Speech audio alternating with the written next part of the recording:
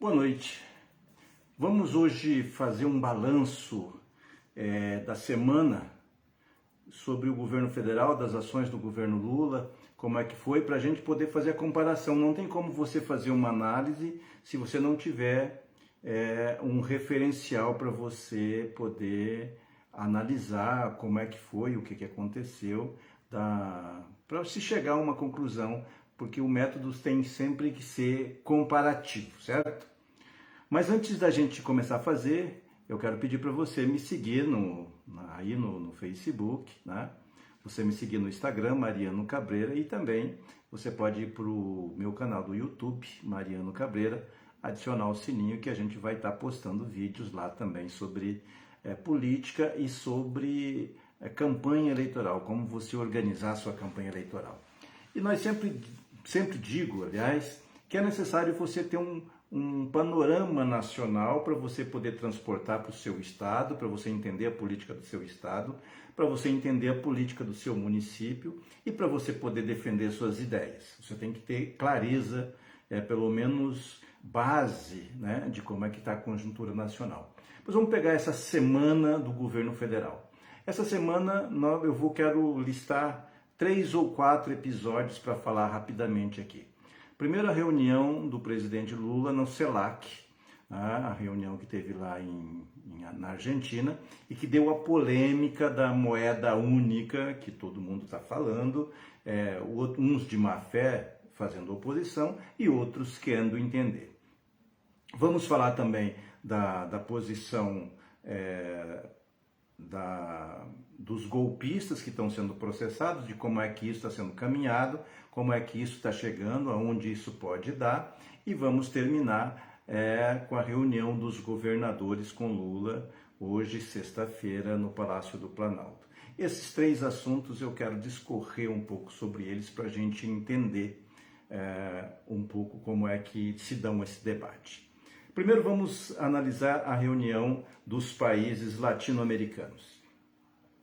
Bem, o Lula teve reunido, e o Brasil, como a maior potência econômica regional, maior extensão territorial e a maior economia, o Brasil sempre teve um papel de destaque dentre os países sul-americanos e sempre lutou para ter um protagonismo comercial, industrial e político na região. O que aconteceu com a Lava Jato e o apoio que os Estados Unidos deu para a Operação Lava Jato, porque todo mundo já está claro que o Moro foi patrocinado numa articulação com as grandes empresas americanas, o FBI, a CIA e tal, para tirar o Lula da disputa, porque não interessava às empresas americanas, ao governo americano, um país que liderasse esse bloco da América do Sul e com os países africanos. Mas o que mudou na conjuntura? Com a saída do Brasil de cena, com a saída do Brasil parando de liderar a América Latina, a China entrou com tudo e está dominando o mercado sul-americano. O que isso significa para a União Europeia e para os Estados Unidos? Significa que eles fizeram uma leitura que eles erraram enormemente com o impedimento do Lula ser candidato a presidente e com a vitória do Bolsonaro. Se tem alguém arrependido, se pode dizer que alguém está arrependido nesse momento com a eleição do Bolsonaro, é a União Europeia e os Estados Unidos, porque eles perderam o aliado que eles tinham, que fazia barreira para o crescimento da China na América do Sul. Tanto que o Uruguai está negociando diretamente com a China, porque a China ela não faz as exigências climáticas de economia limpa, de economia verde que a União Europeia faz e que as grandes empresas americanas começam a fazer. A China, ela não tem a proteção legal, ela não tem a proteção do trabalho que nós temos no Brasil. A China, ela põe investimento e ela quer commodities de volta. Ela não quer saber as condições diferentes da União Europeia, diferente dos Estados Unidos, que só coloca dinheiro se não tiver trabalho escravo, se não tiver desmatamento, se não tiver todas as condições do meio ambiente e da economia sustentável. A China não. A China ela põe dinheiro e ela quer mercadoria.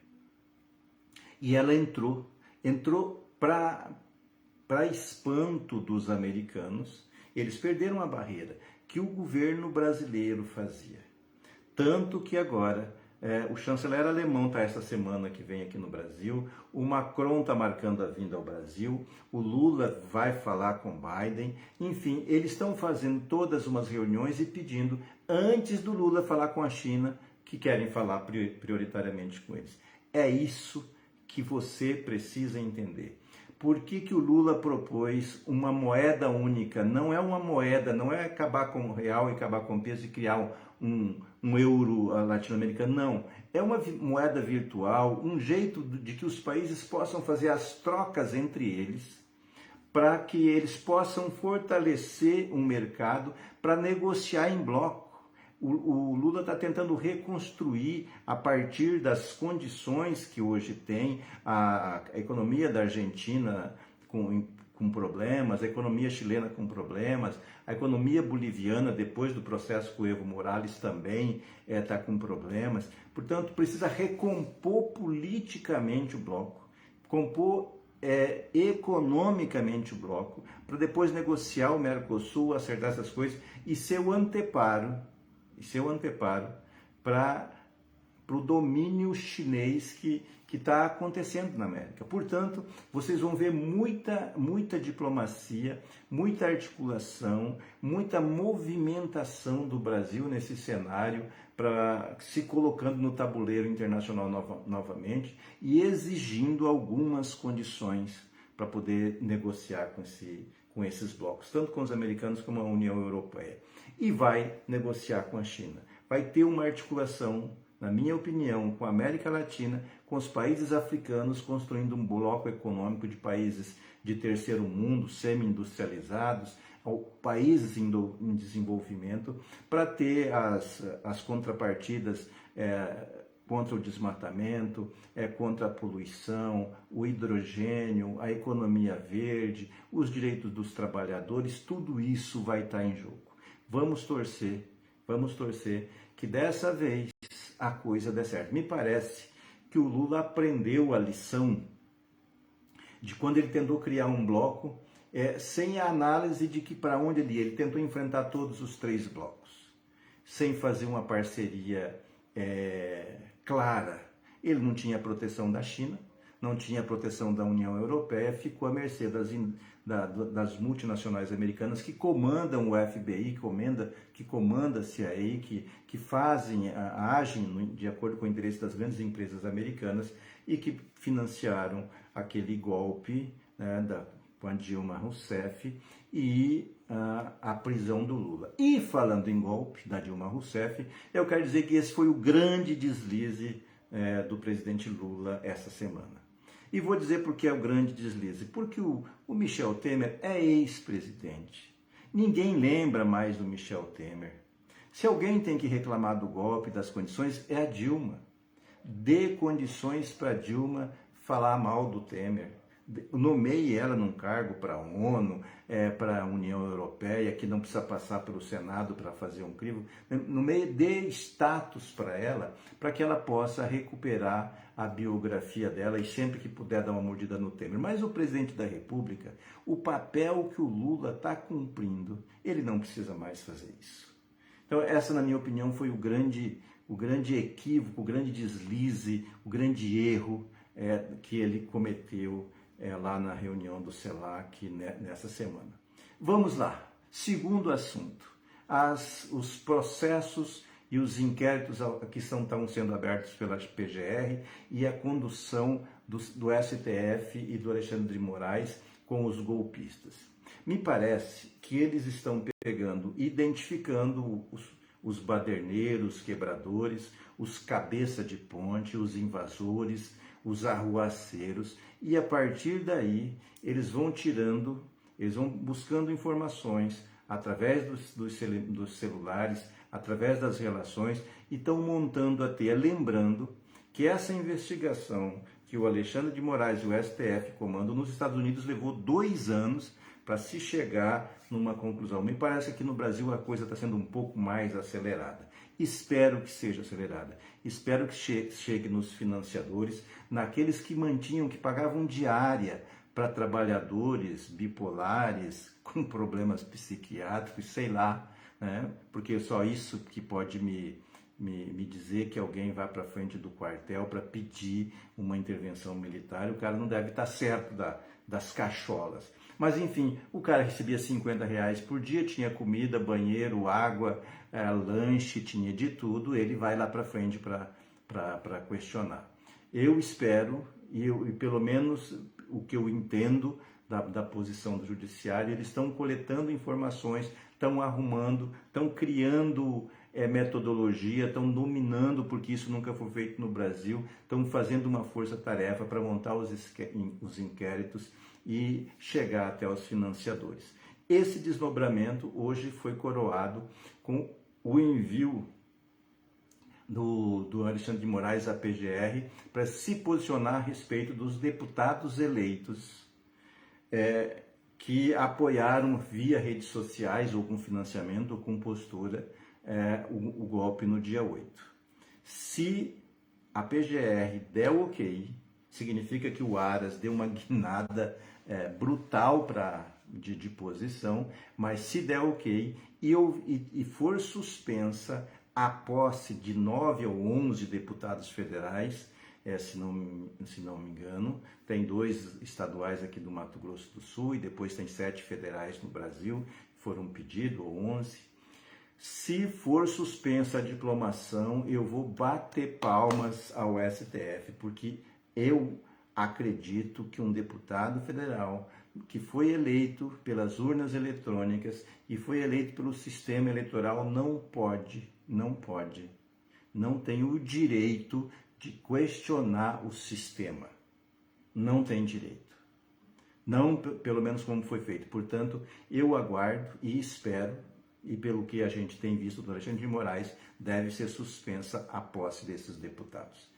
Paramos por aí, vamos à reunião dos governadores hoje que o Lula está fazendo. Claro que vocês podem dizer, ou pode ter gente que dizer, mas reunir 27 governadores não vai discutir absolutamente nada, a Carta de Brasília não vai fazer, mas eu quero fazer a comparação que eu disse com o governo passado.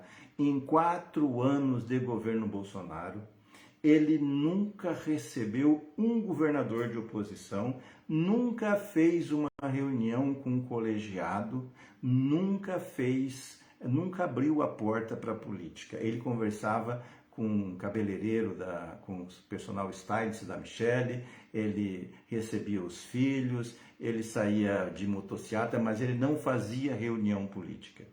O que o Lula está buscando é reforçar o pacto federativo, dizendo hoje claramente aos governadores que vai se submeter à maioria quando perder uma proposta na Câmara, que não vai judicializar, está pedindo isso, que não se judicialize mais as questões quando forem derrotados, que conversem, que debatam, mas que submetam às regras democráticas do Estado brasileiro, para fortalecer a Constituição, para fortalecer as instituições e para fortalecer a capacidade de diálogo. Portanto, Lula começou dando a demonstração da política externa, e para aqueles que leem a posição dos blocos União Europeia, Estados Unidos, China, não vou falar da Rússia, da União Soviética, da Rússia e Ucrânia, porque isso é um assunto que tem que ser discutido à parte. Aliás, hoje o Lula vetou a ida de munição para a Rússia, para a Ucrânia na guerra. A posição do Lula de negociar com os 2 países para um cessar-fogo e não mandar armamentos para incentivar a guerra. Voltando à postura do que ele está construindo as condições do diálogo, está construindo as condições de obter uma maioria no Congresso. Ele sabe que ele vai ter que submeter a isso. Mas isso significa o que para nós? Significa que você pode falar mal do Lula. Significa que você pode criticar o governo federal. Significa que você pode ser oposição. Que você não vai ser ameaçado de golpe. que você não vai ser ameaçado de prisão desde que você faça isso nos termos constitucionais e nos limites da lei. E para fazer oposição existe os parlamentos, as câmaras, a Assembleia Nacional. Para oposição existe a internet, existe os blogs, existe as lives, desde que seja de forma respeitosa e que não produza fake news, que você tente analisar, que você possa criticar, mas criticar com respeito e temente às leis e à Constituição brasileira. É isso. Hoje eu acho que eu me alonguei um pouco demais, mas eu estou bastante satisfeito e otimista com a posição que o governo vem construindo. É uma posição de fortalecimento da democracia, de fortalecimento do debate político e colocando a política novamente como uma coisa honrosa, colocando a profissão política no patamar que ela sempre tem que estar. Né? Seja buscando os culpados do que aconteceu com os índios Yanomamis, punindo os militares que permitiram que isso acontecesse, punindo os garimpeiros, mas punindo também a rede que se beneficia com comércio ilegal para os garimpeiros, punindo as empresas que compram o ouro, indo atrás das joalherias que pagam mais barato pelo ouro, enfim, fazendo uma investigação, não permitindo que o crime prospere no nosso país. Eu estou bastante otimista. Se você tiver também, dê seu like, compartilhe a nossa live, que a gente vai continuar discutindo com vocês como montar a campanha eleitoral, como discutir a sua campanha eleitoral a partir de uma análise de conjuntura, certo? Um beijo no coração, um abraço e até segunda-feira, se Deus quiser.